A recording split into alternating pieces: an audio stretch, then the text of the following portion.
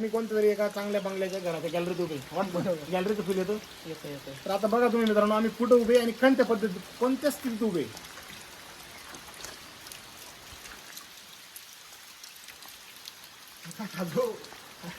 आता हा एक कॉलेज झालेला बंगला आहे लँडस्लाईडमुळे.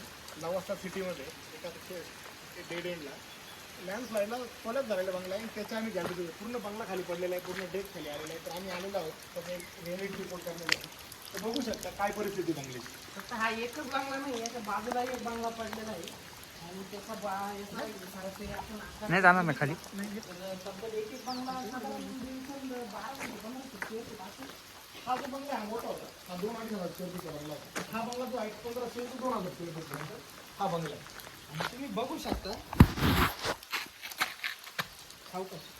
तुम्ही बघू शकता निसर्गासोबत छेडछाड केल्याचा परिणाम काय होतोय, किती मोठ्या प्रमाणामध्ये ही लँडस्लाईड झालेली आहे.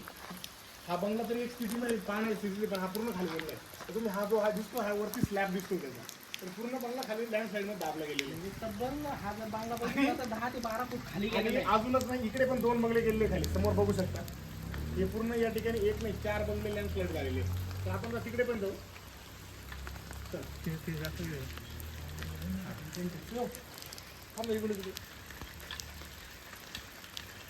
पुढे खाली झाले. ते ऐक ना, थांबतो.